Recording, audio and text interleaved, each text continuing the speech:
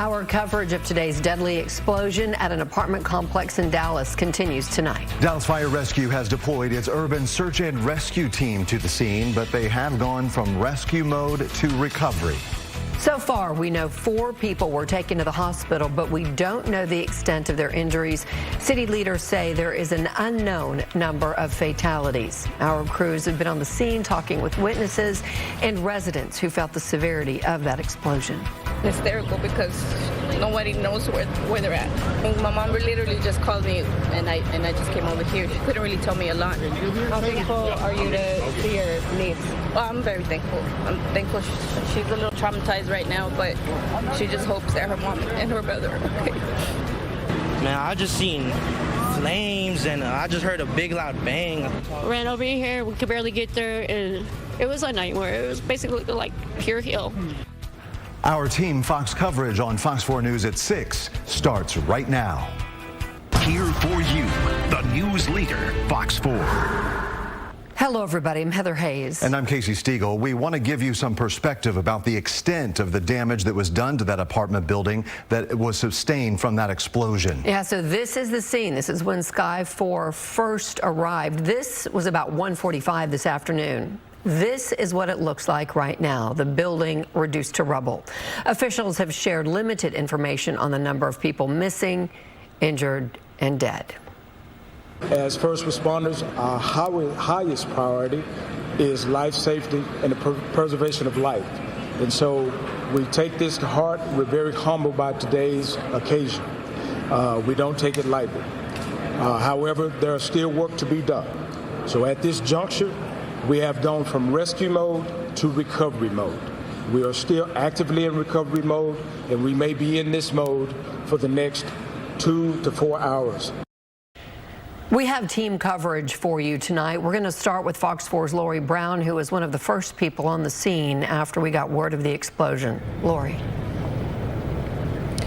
Heather, it's still a very active scene out here, but also much more somber as Dallas Fire has switched from that rescue mode to a recovery mode. But as you mentioned, still not mentioning exactly how many are missing or how many are known to be dead. We saw people coming to this location looking for loved ones and friends that they know live in the apartment complex. And we were here as an emotional moment unfolded where a 10-year-old girl was walking out barefoot with police officers at her side. You could tell that she was traumatized by what she had just experienced, and she was alone. And Dallas police officers were able to reunite her with her aunt and her grandmother, who drove to this location from another spot. And later, and as they were reunited, the grandmother was overcome with emotion, so much so that she had to be treated by paramedics. And the difficult thing that family is continuing to deal with tonight is that they don't know where the girl's mother or her little brother, who is 18 months old. The mother and her brother are still missing, but the girl told them that they were all there together in the apartment when the explosion happened, and the 10-year-old was able to make it out safely. Here is what her aunt told us moments after being reunited. Hysterical because nobody knows where they're at.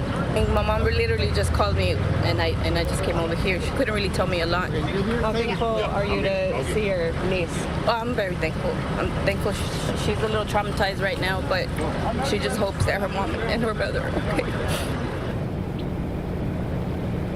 Nora Carmona told us that the mother who is missing is Marisol Perez, and her son, 18-month-old Eric Perez Jr., and the girl who is safe is Vanessa Perez. And when I've been in touch with them this evening, she said that there are still no updates, that they still have not been able to make contact with them.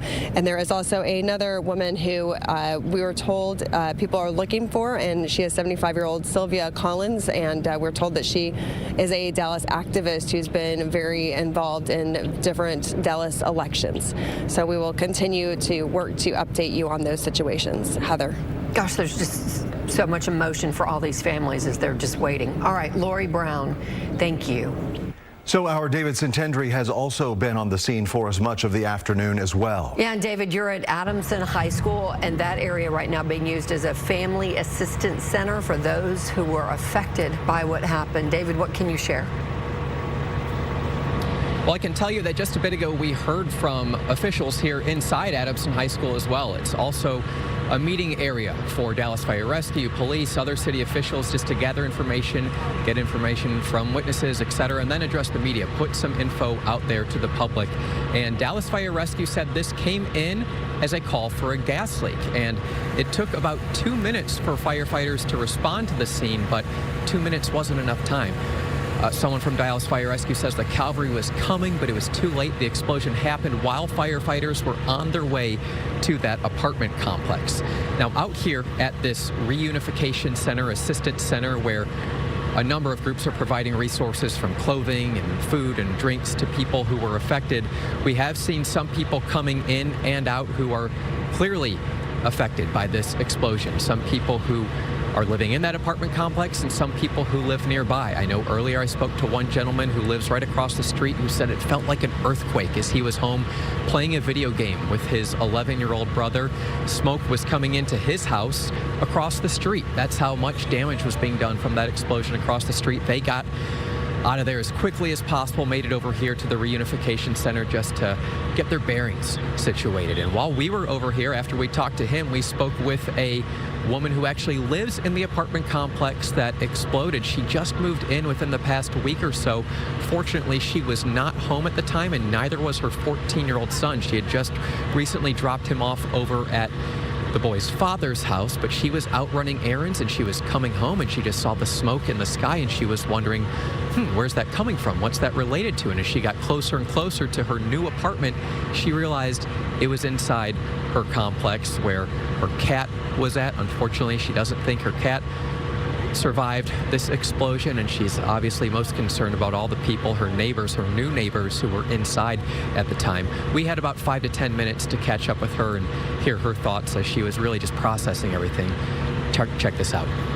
Just moved in a week ago and I just started a new job, and so I was coming back to get dressed and I didn't even know it was on fire. And I was on the other side of Oak Cliff and I was coming this way and I kept seeing this big smoke and I kept thinking, gosh, that looks so bad.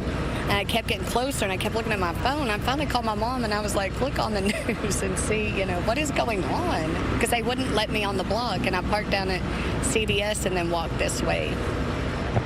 You just moved in. Yeah. Your belongings, were all your inside? Everything of mine and my kids is in there. Thank goodness I'd just taken my son back to his dad's yesterday. There was a girl, a sister, and she was babysitting her little sister while the mom was at work, and she grabbed her and the dog and made it out. But she said she was seeing people run out with, it was bad.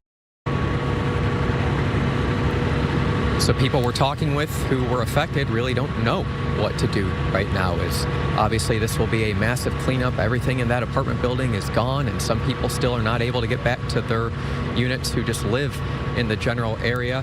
I mentioned that this reunification center, this assistance center, this is also where first responders and officials are meeting. We had that press conference about an hour ago with city officials, and we're told there will be one more tonight, probably in that 8 o'clock hour. Around 8:30 is what I'm told for now, but everything's fluid. We don't have a specific number of people who are reported missing, unaccounted for at this point in time, but we're hoping to get some more of those details later on into the evening as we continue just to report on such a devastating situation out here in Oak Cliff. Casey, Heather. Yeah, a lot of unanswered questions still at this hour, but no doubt the hardest part for people at the moment is simply waiting to hear from their loved ones. So Fox 4's David Santendri, thank you so much for your reporting out there. We'll check back as news warrants. Stay tuned for continuing coverage on air, on our website, and streaming on the free Fox local app. Dallas officials will give another update around 8 o'clock or so tonight, and we will stream that live on our Fox local app.